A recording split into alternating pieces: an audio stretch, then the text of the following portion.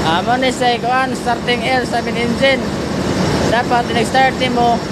Imo ni siyang i-open eh. I-open mo ni siya. Di ko man ani. Mo ni siya equator. Dapat naka-open po ni siya. I-open mo ni siya equator.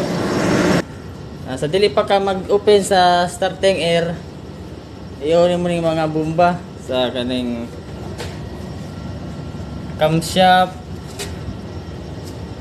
kaning FO supply pump, si water cooling, kaning lube oil pump, oil pump. Inig-abli sa starting air, tanawon nimo kung musaka ang yang starting air pressure. Pag maabot ng 20 kilogram